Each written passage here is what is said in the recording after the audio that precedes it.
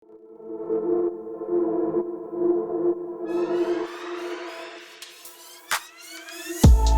saya Ricky Suraputra. Saya adalah peselam atau scuba diver profesional. Ini dari Kang Fir Channel dari YouTube. Jadi ada pertanyaan 3 bulan ngapain aja? Oke, di bulan pertama lebih mikirin pandemik itu kalau situasi seperti apa.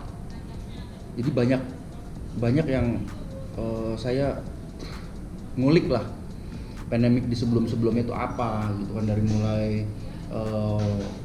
virus sebelumnya 100 tahun yang lalu adalah virus di Spanish flu ya kan.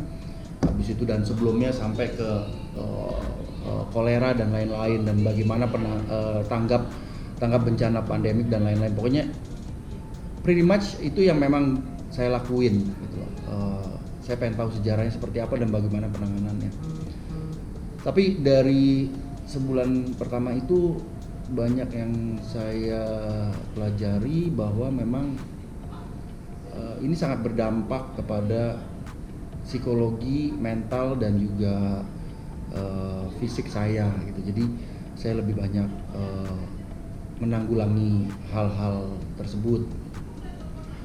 Di dalam 1 bulan tersebut juga melihat tanggung jawab yang saya emban, baik itu di perusahaan saya pribadi atau di organisasi seperti asosiasi atau perkumpulan-perkumpulan, dan juga mengconnect lah ya, buat sebuah connection terhadap pemerintah dan juga rekan-rekan pengusaha lain. Itu yang saya lakukan sih. Tapi yang terpenting prioritas di sebulan pertama, kenapa saya juga mencari tahu dan juga mengkaji dan juga lebih banyak bisa menerima ya kondisi pandemik ini. Itu mungkin kata kunci yang pertama yang saya mau cerita, bahwa memang saya belajar menerima situasi pandemik di bulan pertama. Itu yang memang saya alami. Dan di bulan kedua saya mengaplikasikan banyak hal, terutama di asosiasi saya, memberikan sebuah pandangan-pandangan bahwa memang pandemik ini semuanya tidak pasti ya kan, dan juga saya juga banyak memberikan masukan kepada istri dan anak-anak saya dan keluarga saya yang terdekat untuk bisa survive gitu, bahwa memang kita butuh cara lain untuk bisa survive dalam situasi seperti ini gitu. Karena kita memiliki tanggung jawab yang sangat besar, dan saya merasa saya memiliki tanggung jawab yang sangat besar terhadap apa yang saya emban, baik sebagai kepala keluarga dan juga sebagai pengurus dan pimpinan di beberapa organisasi. Itu yang saya lakukan sebenarnya. Ya sebenarnya santai-santai aja, tapi ada juga tuh masa-masa yang hektik dan masa-masa yang stressful banget gitu untuk bisa menerima situasi dan kondisi ya. Macam-macam lah yang saya laluin, dan saya berpikir gitu, saya kan tipikal orang yang memang nggak bisa diem gitu ya. Jadi apa yang saya harus lakuin dengan situasi seperti ini? Contoh seperti pandemik ini, apakah bisnis saya harus pivoting atau diversifikasi untuk sementara, ya kan? Dan bagaimana saya mempersiapkan istri saya dan anak-anak saya, anak-anak mesti sekolah dari rumah. Ya, jadi banyak hal yang sifatnya untuk saya mempersiapkan. Tapi alhamdulillah saat ini di dalam 3 bulan pretty much saya melakukan preparedness setidaknya di rumah tangga saya sendiri gitu. Karena kalau saya belajar sebagai scuba diver, kalau saya tidak menyelamatkan diri saya sendiri dulu, bagaimana saya bisa membantu masyarakat yang lain, seperti itu. Dan saya harus menerima bahwa memang hal yang pasti itu adalah ketidakpastian gitu loh. Itu yang saya mesti terima. Dan mungkin itu ya, 3 bulan pertama saya balik lagi banyak melakukan preparedness gitu. Saya tidak mau overthinking, overheard, overaction ya, oversay ya kan. Jadi apa yang yang bisa saya lakukan adalah menerima realita atau realitas atau melakukan segala sesuatu yang realistik. Itu mempersiapkan itu. Mungkin itu ya.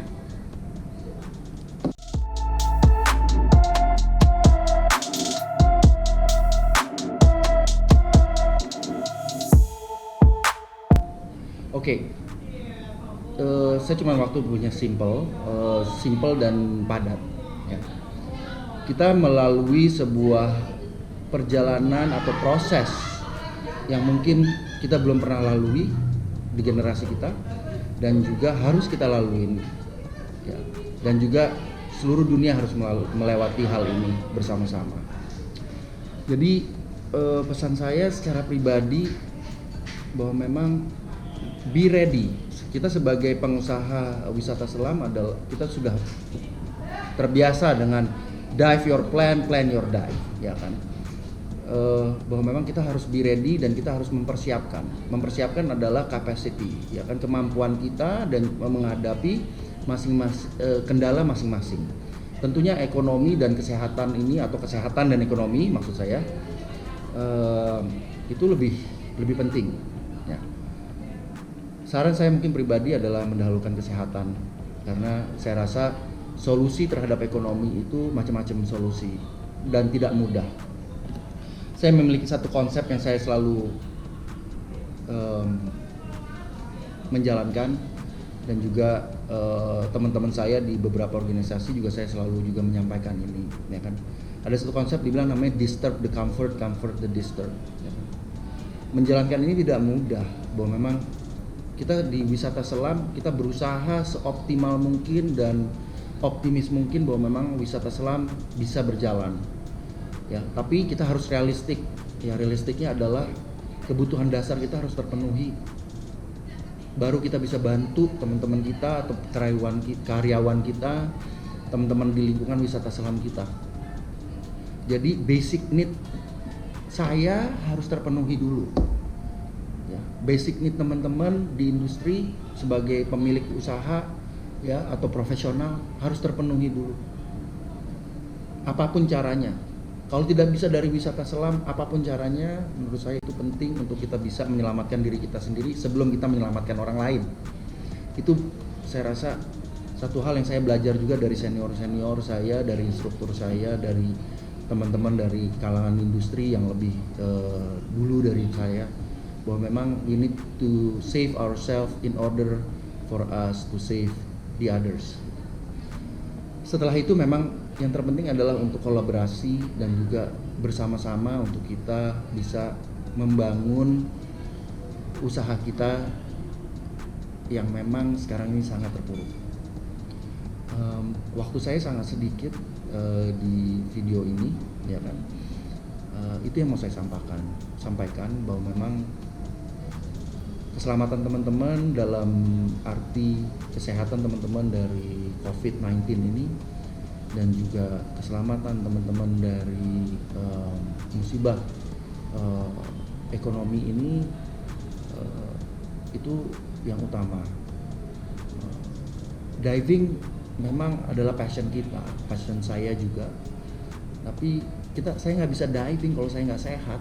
Saya nggak bisa diving kalau saya tidak punya fasilitas untuk menuju kepada destinasi selam saya.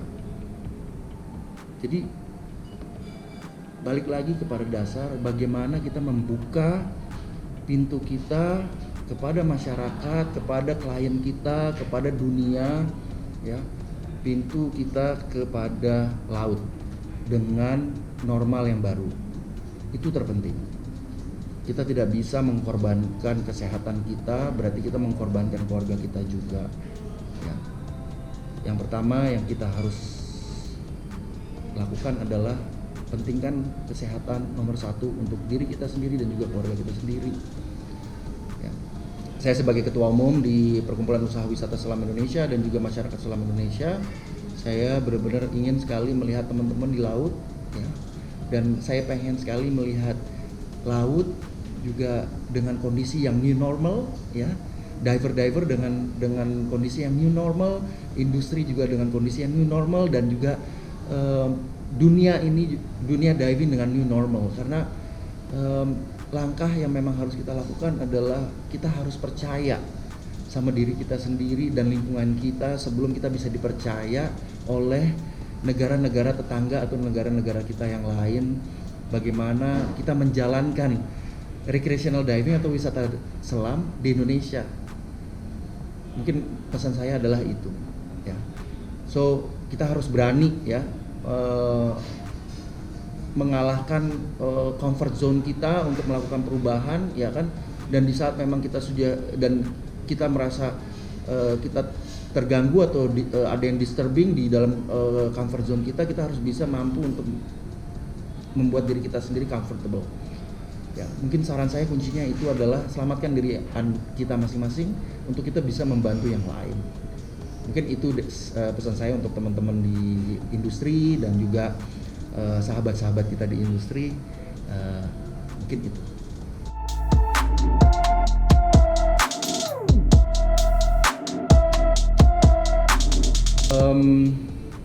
Oke, ya mungkin teman-teman tahu atau memang ada yang belum tahu, saya pemilik di perusahaan PT Crystal Clear Dive Indonesia.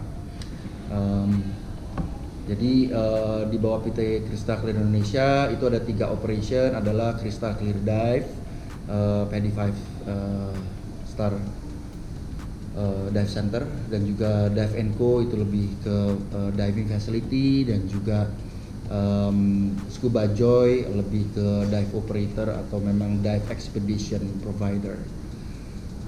Ya, informasi yang ingin saya berikan terkait juga bagaimana kita bisa survive di usaha kita secara detail. Oke. Jadi selama ini pemerintah, baik itu pemerintah Indonesia, ya, dalam hal ini baik itu pemerintah Kemenparekraf dan juga Kemenpora, dan juga Kementerian Kelautan dan Perikanan, KLHK, Perhubungan, dan lain-lain, itu kita sudah memiliki komunikasi dan networking terhadap tanggap bencana pandemik ini secara erat. Dalam arti asosiasi itu punya jalur yang memang kepada teman-teman di kementerian atau di pemerintahan yang tepat di level nasional atau di level kementerian, bukan di level provinsi atau daerah. Jadi mungkin teman-teman di daerah saya rasa wajib untuk bisa bergabung dengan teman-teman Perkumpulan Usaha Wisata Selam atau PUSI, ya, supaya bisa saling gotong royong dan mendapatkan informasi-informasi, dan juga bisa membantu pengurus Perkumpulan Usaha Wisata Selam untuk dalam upaya recovery atau development usaha diving di new normal. Nah, kenapa seperti itu? Karena saya sebagai pengusaha sendiri di perusahaan saya membutuhkan informasi-informasi dan juga update apa langkah-langkah pemerintah pusat, apa langkah-langkah pemerintah daerah. Jadi mungkin teman-teman bisa bergabung di Perkumpulan Usaha Wisata Selam Indonesia, bisa juga masuk ke website kami di www.puwsi.org.